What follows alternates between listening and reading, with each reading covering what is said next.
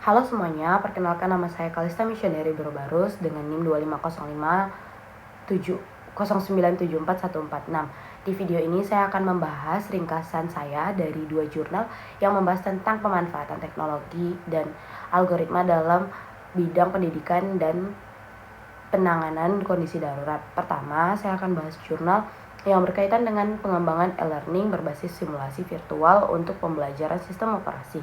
Permasalahan utama yang diangkat dalam jurnal ini adalah banyak mahasiswa yang mengalami kesulitan dalam memahami konsep-konsep algoritma yang cukup kompleks seperti proses scheduling, descheduling, dan juga bankers algoritma.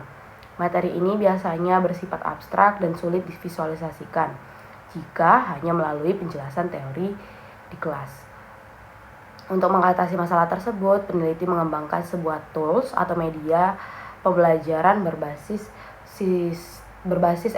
e-learning yang dilengkapi dengan simulasi interaktif. Melalui platform ini, mahasiswa tidak hanya membaca materi tetapi juga dapat langsung melihat bagaimana algoritma bekerja secara nyata melalui visualisasi dan simulasi.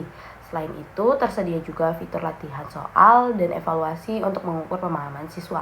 Hasil dari penelitian ini menunjukkan bahwa penggunaan simulasi virtual dan pembelajaran mampu meningkatkan pemahaman mahasiswa secara signifikan. Mahasiswa menjadi lebih aktif, lebih mudah memahami konsep, dan lebih tertarik dalam proses pembelajaran dengan kata lain, penggunaan teknologi dalam pendidikan terbukti dapat membuat pembelajaran menjadi lebih efektif dan menarik.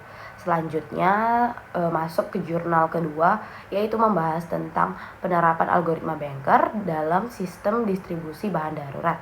Jurnal ini dilatar belakangi oleh kondisi darurat seperti pandemi COVID-19, di mana terjadi lonjakan kebutuhan terhadap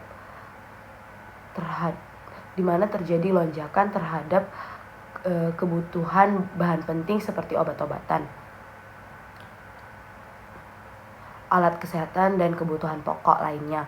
Dalam situasi seperti ini, sering terjadi masalah distribusi yang tidak merata bahkan bisa menyebabkan kekurangan di beberapa wilayah. Salah satu masalah utama yang dibahas adalah terjadinya deadlock, yaitu kondisi di mana sistem tidak dapat berjalan karena sumber daya sering menunggu dan tidak bisa didistribusikan dengan baik. Hal ini biasanya terjadi karena keterbatasan sumber daya dan banyaknya permintaan yang datang secara bersamaan. Untuk mengatasi masalah tersebut, peneliti menggunakan algoritma banker, yaitu algoritma yang berfungsi untuk menghindari deadlock dalam sistem pembagian sumber daya. Cara kerjanya adalah dengan mengecek terlebih dahulu apakah sistem berada dalam kondisi aman sebelum melakukan distribusi. Jika kondisi aman, maka sumber daya akan dialokasikan, namun jika tidak aman, maka permintaan akan ditunda untuk mencegah terjadinya kegagalan sistem. Dalam penerapannya, sistem ini juga dilengkapi dengan beberapa komponen penting seperti data jumlah sumber daya yang tersedia, baru kebutuhan maksimum setiap pihak, baru serta alokasi sumber daya yang sedang berjalan. Dengan perhitungan tersebut, sistem dapat menentukan urutan distribusi yang paling aman dan efisien. Hasil penelitian ini juga menunjukkan bahwa penerapan algoritma banker dalam sistem distribusi bahan darurat mampu meningkatkan efisiensi, memastikan distribusi yang lebih adil, serta meningkatkan transparansi dalam pengelolaan sumber daya. Selain itu, sistem ini juga memungkinkan pemantauan secara real time terhadap proses distribusi.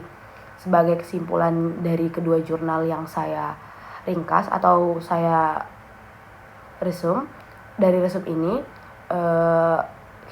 saya dapat melihat bahwa teknologi dan algoritma memiliki peran yang sangat penting baik dalam bidang pendidikan maupun dalam kehidupan nyata.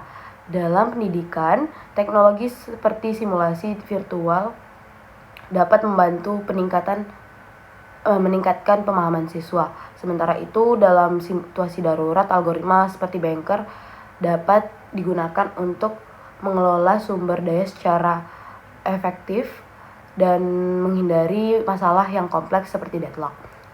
Itulah pembahasan singkat dari 2 jurnal yang saya bahas. Semoga video ini bisa membantu pemahaman bagaimana teknologi dan algoritma dapat diterapkan dalam berbagai bidang kehidupan. Terima kasih.